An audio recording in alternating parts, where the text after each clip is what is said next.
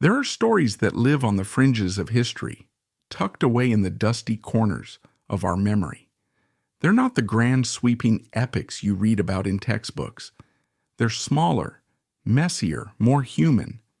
They're stories about people who burned brightly but briefly, who left behind a legacy that whispers rather than shouts. This is one of those stories. It's the story of a man who was a walking contradiction, a songwriter of profound genius who was, for most of his life, homeless, a gentle giant with a poet's soul and a bar fighter's temper, a man who covered his worn-out boots and his guitar case in duct tape and jokingly called himself the duct-tape Messiah. His name was Blaze Foley, and if you've never heard of him, you're not alone. He was a ghost in the machine of the music industry, a man whose life was a series of almost and could-have-beens. But to the people who knew him, to the musicians who shared a stage with him in the smoky dive bars of Austin, Texas, he was a legend, a drunken angel with a voice like worn leather and a heart as big and as messy as the Texas sky. To understand the man who would become Blaze Foley, you have to go back to the beginning, to a life that was steeped in music and motion. He was born Michael David Fuller in Malvern, Arkansas, on December 18, 1949. His early years were anything but conventional. He and his siblings were part of a traveling gospel act called the Fuller Family. They moved from town to town, singing songs of praise and redemption in small churches and community halls across the South. This was a world of deep faith and constant travel. Young Michael learned to play the guitar, to harmonize, to feel the raw emotional power of a song connecting with an audience. It was an education that would shape his entire life, instilling in him a wanderlust and a deep-seated belief in the storytelling power of music. But this devout, structured world also had its pressures. The constant movement, the life lived in the public eye, sowed the seeds of a rebellious spirit, a yearning for a different kind of freedom, a different kind of truth. As the 1960s bled into the 70s, the cultural winds of America were shifting. The folk revival had given birth to the era of the singer-songwriter.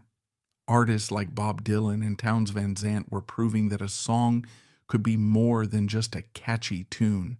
It could be a piece of literature, a raw and honest confession, a mirror held up to the broken heart of the world. It was a world that was calling to a restless soul like Michael Fuller.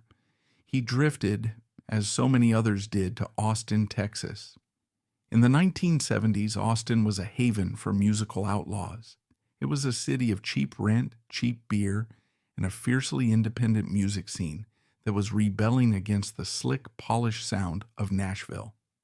They called it progressive country, a cosmic cowboy scene where authenticity was the only currency that mattered. Here, artists like Willie Nelson and Waylon Jennings were creating music that was personal, raw, and unapologetically real. It was the perfect, fertile, and dangerous playground for a man like Michael Fuller to lose himself, and in the process to find himself. It was here that he shed his old identity and was reborn as Blaze Foley. The name itself was a statement of intent, blaze for the fire, and rebellion he felt in his soul, and Foley, as a nod to the country music legend Red Foley, a connection to the traditions he both loved and subverted. The stage was set for one of country music's most brilliant and tragic figures to make his mark. Blaze Foley didn't so much arrive in Austin as he did materialize, like a folk song character come to life. He was a shambling, charismatic presence, often shoeless, with a wild beard and eyes that held both a mischievous twinkle and a deep, world-weary sadness. He was instantly recognizable not just for his imposing stature, but for his signature accessory, silver duct tape. He used it for everything, to patch his boots, to hold his guitar case together, to fix his clothes. It became his calling card, a symbol of his make-do anti-establishment ethos. He embraced the absurdity of it, crowning himself the duct-tape messiah. He quickly fell in with a tribe of like-minded songwriters, a community of poets and outsiders who recognized his raw, untamed talent. At the heart of this circle was his profound and tumultuous friendship with the legendary Townes Van Zandt. They were brothers in arms, two sides of the same tarnished coin. Their bond was forged in the crucible of late-night bars and backroom jam sessions, fueled by heroic amounts of alcohol and a shared, almost sacred devotion to the art of the song. They were each other's biggest fans and, tragically, each other's worst influences. Their friendship was defined by a dark gallows humor, a necessary defense against the harsh realities of the lives they lived. There's a famous and rarely told story about a pact they made. They promised each other that if one of them died, the other would wait at least a week before going to the funeral, just to make sure it wasn't an elaborate prank. It sounds morbid, but it speaks volumes about the precarious edge of the abyss world they inhabited. Death was such a constant companion that it became just another character in their shared story. It was during this chaotic, creative period that he met Sybil Rosen. A young actress and writer, she was drawn to his magnetic personality and the heartbreaking beauty of his songs.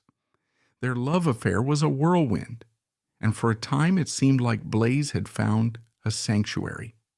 They retreated from the chaos of Austin to a small secluded treehouse in the woods of Georgia. It was a period of incredible creativity and domestic, if unconventional, peace. Away from the temptations of the city, Blaze was at his most prolific, his most tender. It was here, in the quiet of the woods, that he wrote some of his most enduring and beautiful songs, including If I Could Only Fly and the achingly beautiful Clay Pigeons. Sybil, in her memoir of their time together, Living in the Woods in a Tree, paints a portrait of a man at his most vulnerable and most brilliant, a gentle giant pulling melodies out of the air, crafting timeless art in a place that felt like their own private paradise. But the demons that haunted Blaze were never far behind. The pull of the road, the allure of the stage, and the ever-present bottle eventually proved too strong.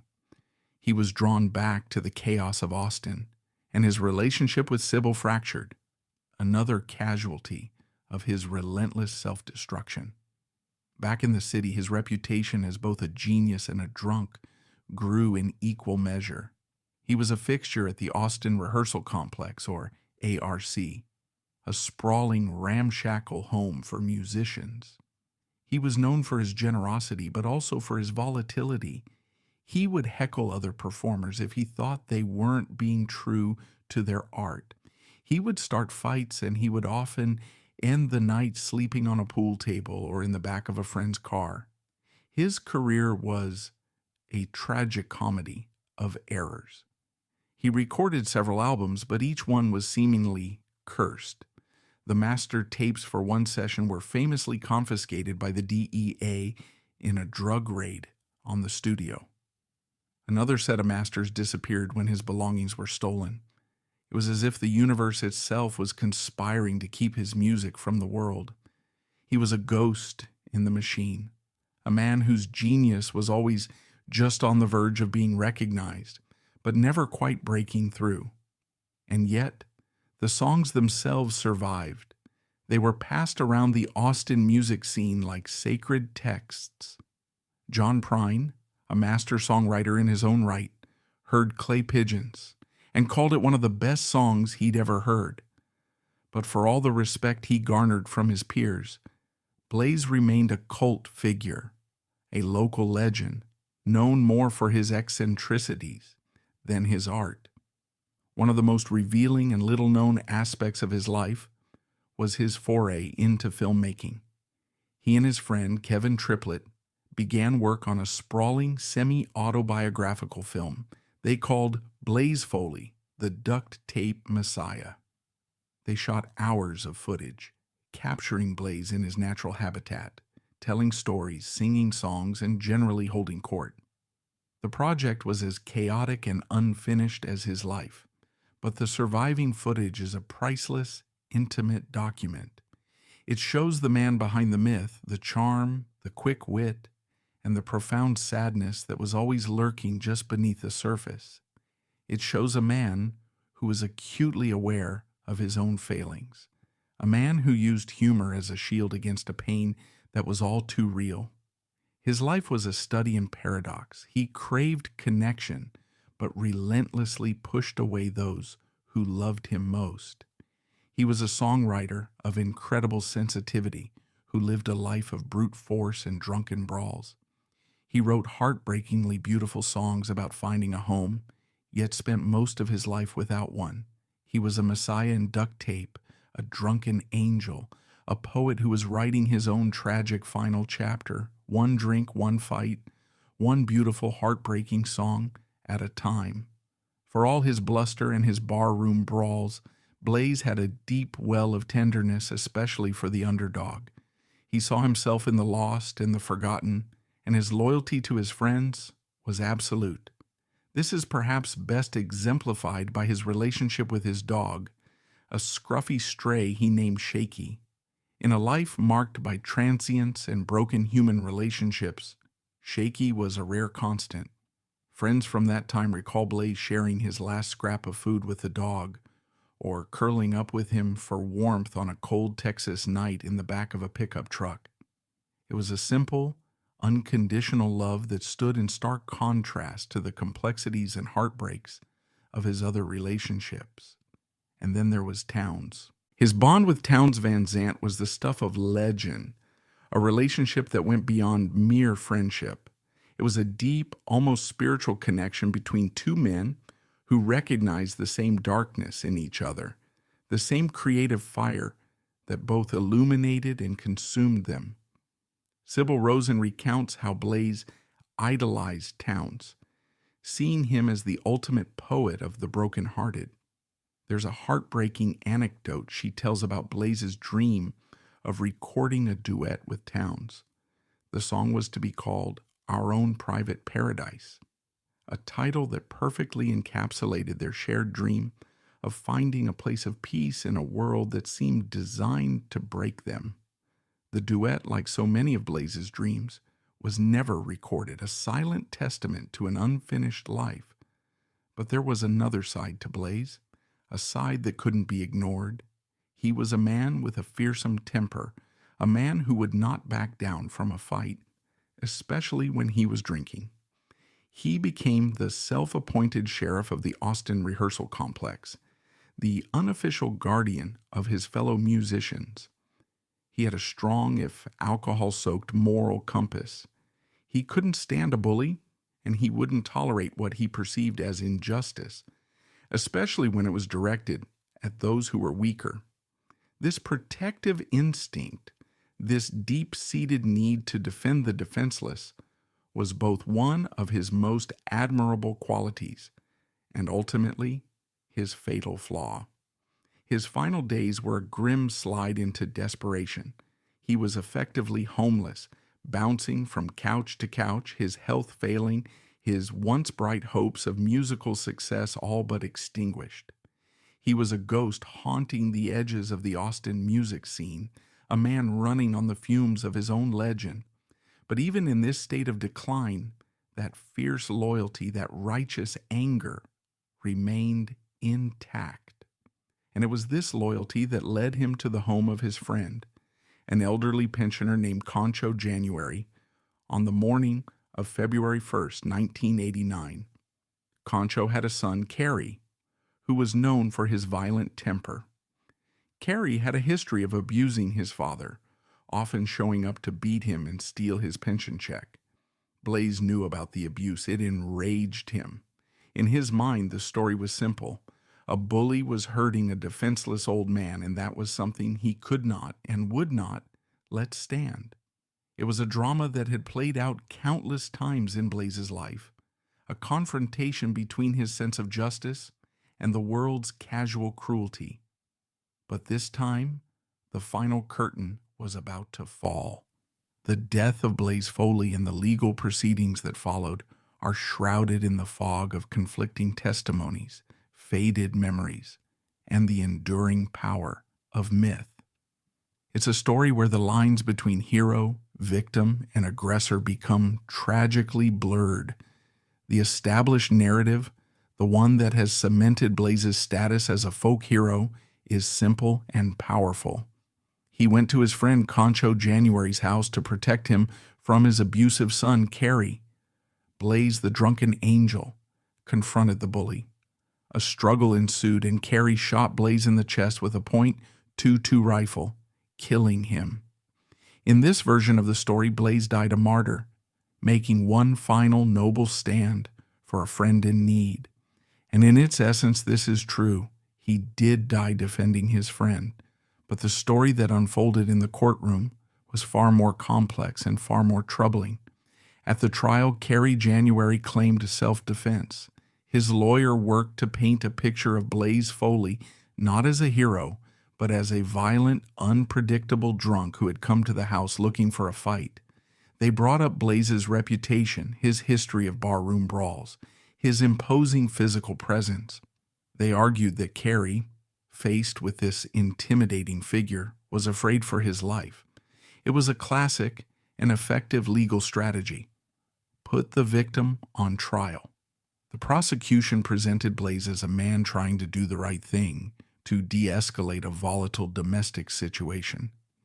Their key witness was Concho January himself, the man Blaze had died trying to protect. But Concho was an old man, and under the pressure of cross-examination, his testimony became confused and contradictory. The trial devolved into a murky he said affair, a battle of two irreconcilable narratives. A central point of contention, one that has been debated for decades, is whether or not Blaze was armed. Carrie January and his father both testified that Blaze had a knife. However, no knife was ever recovered from the scene by the police. Was Carrie lying to save himself, or was there a knife that was somehow removed from the scene before law enforcement arrived? It's a question that hangs over the case like a shadow, a crucial, unknowable detail. Adding another layer of tragedy to the whole affair was the pervasive role of alcohol. It's likely that both Blaze and Carrie were intoxicated during the confrontation. How much did that impair their judgment?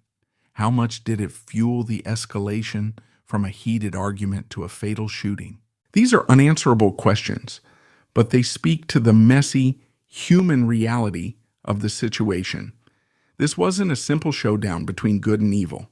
It was a tragedy born of poverty, alcoholism, and a cycle of violence. In the end, the jury acquitted Carrie January. They believed his claim of self-defense. The verdict was a gut punch to the Austin music community. To them, it was an unthinkable miscarriage of justice. One of their own, a beloved, if complicated local hero, had been killed, and his killer had walked away a free man. The verdict solidified Blaze's legacy as a martyr, a man who had died for his principles only to be failed by the very system that was supposed to deliver justice. But even here, there are shades of gray. Some have argued quietly that Blaze's own self-destructive tendencies and his reputation for violence played a role in his own death, that his willingness to engage in confrontations made Carrie January's claim of self-defense plausible, at least to a jury of 12 strangers. It's an uncomfortable and deeply sad thought. In the cold light of day, the death of Blaze Foley was a small, sad story, a dispute in a rundown house, a single gunshot, a life extinguished too soon. But the ripples from that single violent act have spread further than anyone could have imagined, transforming a tragic end into a powerful and enduring beginning. The man was gone, But the legend of Blaze Foley was about to be born. In the immediate aftermath, his friends were heartbroken and enraged. They organized a massive benefit concert to pay for his funeral, a sprawling event that was both a celebration of his life and a protest against the injustice of his death. The funeral itself became the stuff of Austin legend. His casket famously was adorned with silver duct tape by his friends, a final fitting tribute to the duct tape messiah. Townes Van Zandt, true to their morbid pact, showed up late. He mourned his friend in his own way, with a bottle of whiskey and a heart full of sorrow. The story, and it's a story that has been told so many times it has become gospel, is that Townes later tried to have Blaze's body exhumed, convinced that a pawn ticket for Blaze's prized guitar had been buried with him. It's a tale that perfectly encapsulates the chaotic, fiercely loyal, and slightly insane world they had built for themselves. So why does Blaze Foley still matter? He matters because his story is a powerful reminder that the greatest art often comes from the deepest pain. He matters because he represents a kind of fearless authenticity that feels increasingly rare in our polished, perfect digital world. He was a man who lived his life without a filter, who refused to compromise his vision, even when it led him down a path of utter self-destruction. He matters because his life, for all its chaos and tragedy, was a testament to the enduring power of friendship, of loyalty, and of the fierce, unyielding belief in a song. What we can learn from Blaze Foley is that a life isn't measured in gold records or sold-out arenas. It's measured in the connections we make, the love we share, and the art we leave behind. Blaze Foley left behind a small but nearly perfect collection of songs. They are songs that speak of love and loss, of hope and despair, of the fragile beauty of a world that he never quite felt a part of. We're done for today. Thanks so much for watching. If you found this helpful, smash the like button, comment below, and hit subscribe for more great content coming your way soon.